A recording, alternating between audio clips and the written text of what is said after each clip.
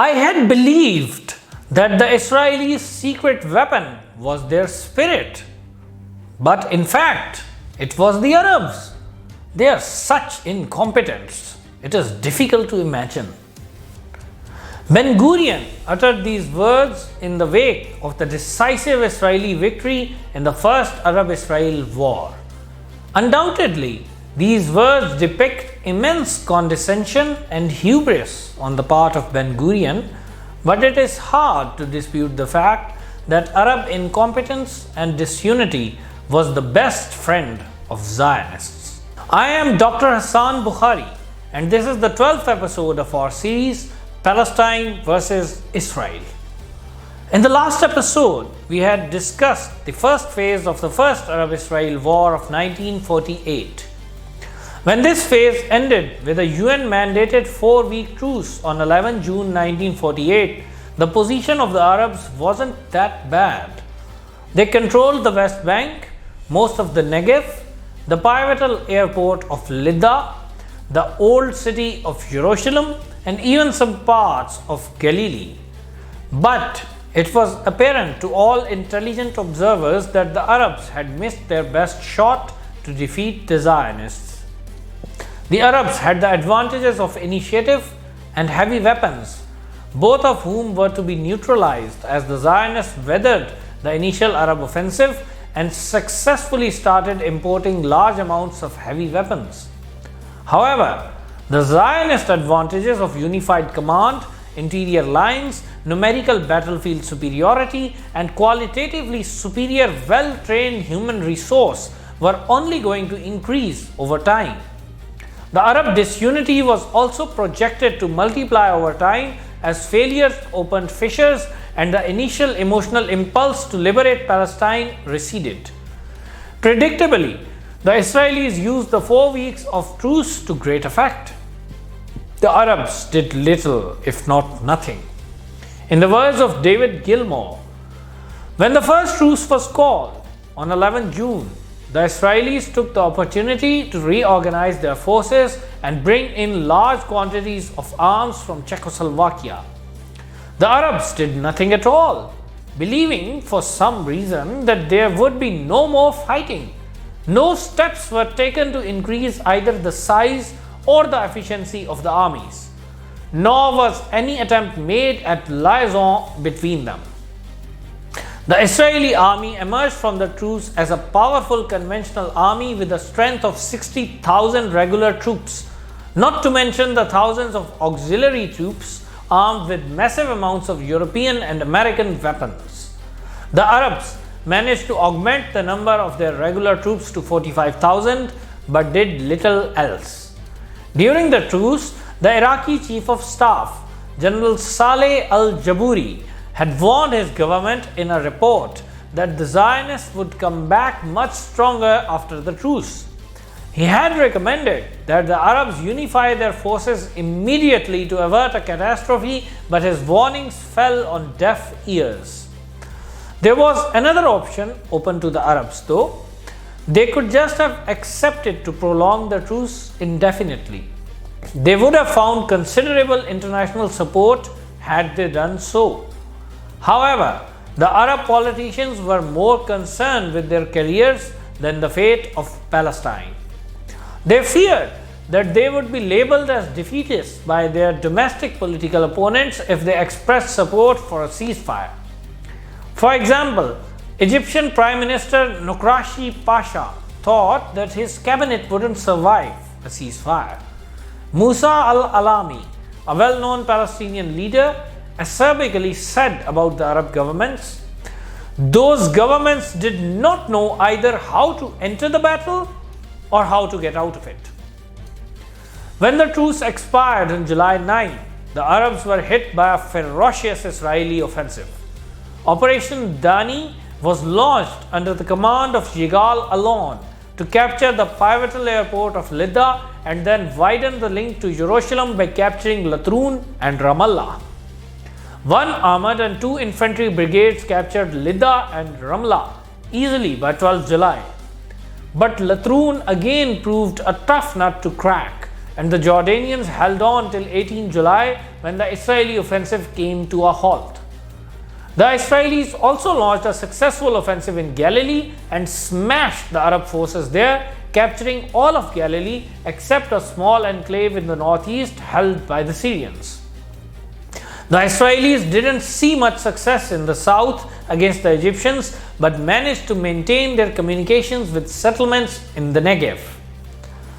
In the second phase of the war, the Jordanian forces displayed an astonishing amount of apathy for those who weren't familiar with King Abdullah's dubious deals with the Zionists. They made no effort to defend Lydda and Ramla, which were in the hands of poorly armed Arab irregular forces, despite the fact that significant Jordanian forces were nearby. At that time, the Jordanians said that they were worried that by sending their forces to Lydda and Ramla, they might have ended up leaving Latrun undefended, and as a result could have ended up losing all three towns. Today, we know many facts that were secret then. Interestingly, King Abdullah had ordered his commander Glub Pasha to remain on the defensive and conduct only a phony war. Trevor Dupai also mentions that Abdullah had ordered Glub in mid-July to only concentrate on holding all the areas then under Jordanian control. This seemingly curious inaction of Jordanians meant that the Israelis wouldn't have to worry about the best Arab army in the field anymore, and they could focus on eliminating the other forces one by one.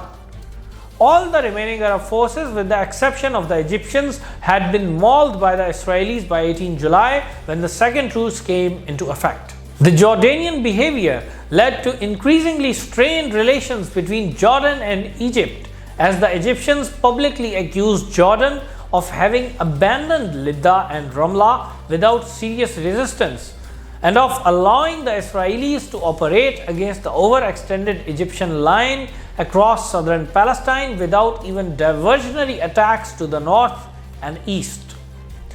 It must be kept in mind here that the capture of Lydda airport gave Israel an excellent opportunity to import arms from Europe and America at a much faster rate than previously possible.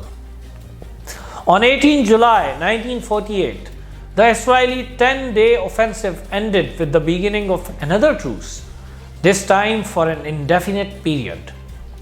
The truce came about largely through the efforts of Count Foch Bernadotte, a member of the Swedish royal family and the UN mediator in Palestine since 20 May 1948. The Israelis probably never forgave Bernadotte for this. Israeli hatred for Bernadotte greatly increased further when he presented his plans for peace in Palestine. Bernadotte wasn't pro-Arab by any stretch, but he understood realpolitik well. He knew that the only chance for peace in the Middle East was by ensuring the formation of a viable, independent Palestinian state.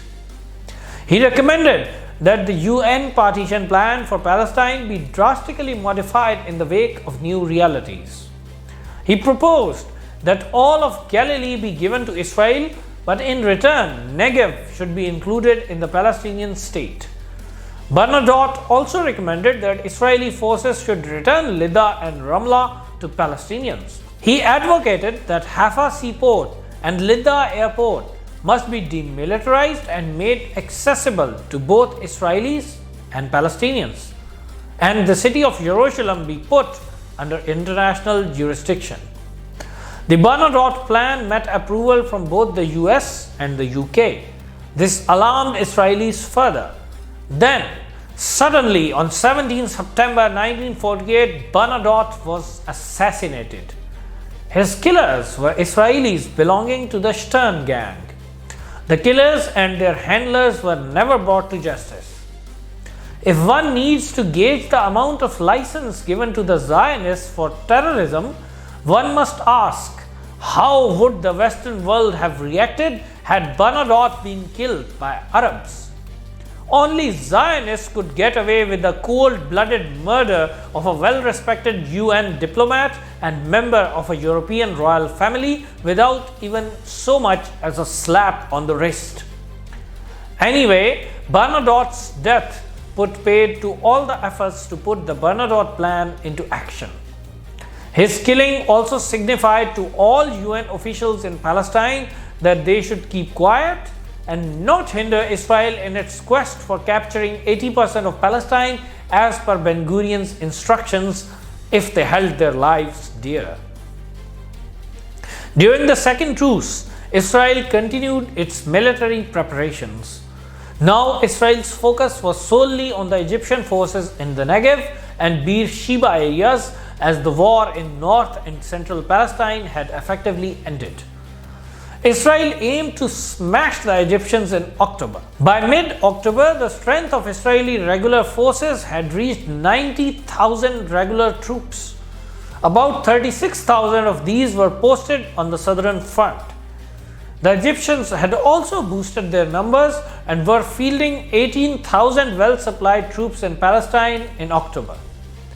General Mawawi, the Egyptian commander, knew that he was outnumbered 2-1.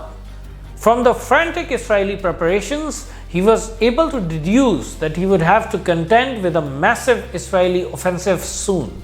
He requested his superiors that he be allowed to concentrate his forces in the coastal area around Gaza and Majdal and in the Beersheba al-Auja corridor, because holding on to the vast area under Egyptian control then would leave his forces vulnerable to encirclement and destruction by Israeli forces. But General Moawi's request was shot down on political grounds by the authorities in Cairo. Israel was ready for the southern offensive by mid-October. It knew that none of the other Arab armies would lift a finger as it mauled the Egyptians. The only question was how to end the truce. This was easily answered in a manner eerily similar to the Nazi invasion of Poland.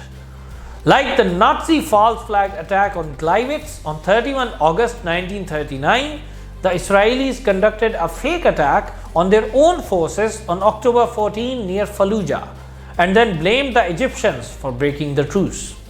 Immediately after this false flag attack, the Israelis launched a sharp offensive on the southern front.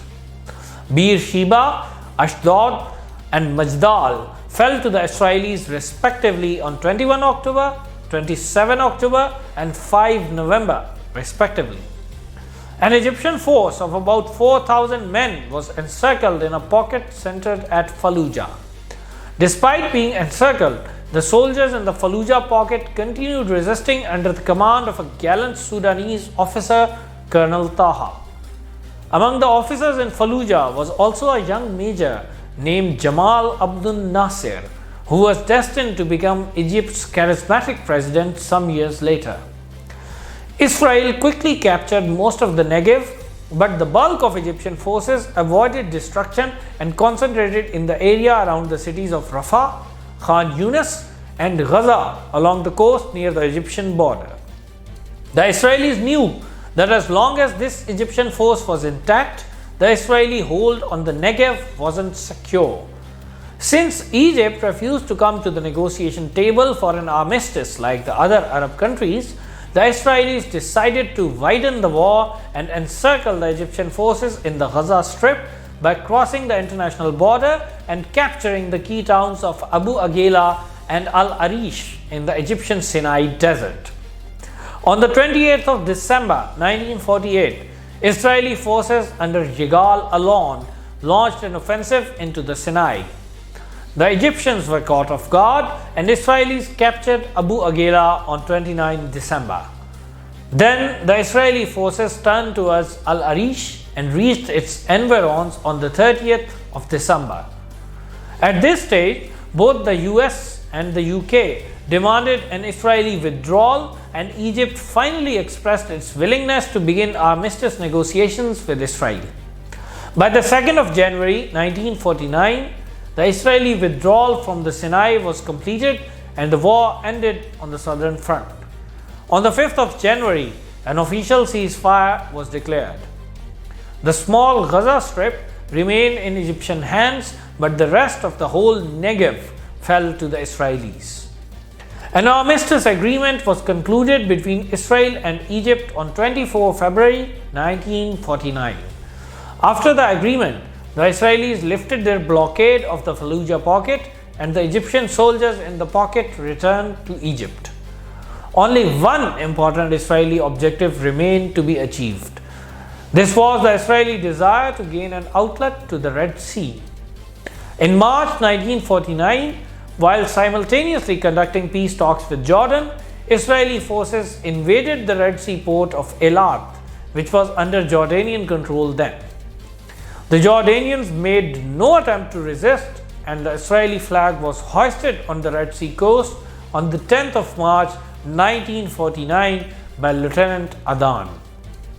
On the 3rd of April 1949, the Jordanians also signed an armistice with Israel and accepted the Israeli seizure of Eilat. The last Arab country to sign an armistice with Israel was Syria, which signed the agreement on 20 July 1949 and vacated the small area under its control in northwestern Galilee. Thus, the First Arab-Israel War ended with a spectacular victory for Israel. The borders envisioned by Ben-Gurion and explained to his colleagues in Paris in 1946 were achieved. The stillbirth of an independent Palestine desired by the Zionists was also ensured. Only the Gaza Strip and the West Bank were left out of Israeli hands. The Egyptians proclaimed a puppet Palestinian government under Mufti Amin al-Husseini in Gaza, whereas King Abdullah of Jordan annexed the West Bank and East Jerusalem to his kingdom. He rewarded his Palestinian clients of the Nashashibi family with high offices. Raghib al-Nashashibi, the head of the family, was made the Governor General of West Bank under Jordanian rule. Before we begin a brief analysis of the war, let's examine the demographic cataclysm in Palestine which was caused by the murder of Palestine in the First Arab-Israel War. Rashid Khalidi mentions, in the wake of the defeat of Arab armies and after further massacres of civilians, an even larger number of Palestinians, another 400,000, were expelled and fled from their homes, escaping to neighboring Jordan, Syria, Lebanon, and the West Bank and Gaza. More than 300,000 Arabs had already been expelled from Palestine under the genocidal plan Dalet before the outbreak of First Arab-Israel War in May. The same tactics of massacres and rapes were used to expel another 400,000 people during the war. In the book, The Palestinian Exodus from Galilee, 1948, Nafis Nazal has mentioned numerous accounts of such atrocities in Galilee. For example, an inhabitant of the village of Safsaf reported what happened to her village in October 1948. As we lined up, a few Jewish soldiers ordered 4 girls to accompany them to carry water for the soldiers. Instead, they took them to our empty houses and raped them. About 70 of our men were blindfolded and shot to death, one after the other, in front of us. The soldiers took their bodies and threw them on the cement covering the village's spring and dumped sand on them. Similar atrocities took place all over Palestine during 1948. When the war ended, only about 130,000 Arabs remained in their ancestral homeland. More than 700,000 lost everything they had. They were forced to live in refugee camps in the West Bank, Lebanon, Syria, Jordan, and Egypt. They were barred from returning to their homes by the Israeli occupiers who wanted to bring Jewish immigrants in their place. Jewish population in Palestine jumped from 600,000 to more than 1 million by 1950. The Israelis wanted all the Middle Eastern Jews to immigrate to Israel, but many of those Jews were unwilling to uproot from their ancestral homelands. They needed some persuasion.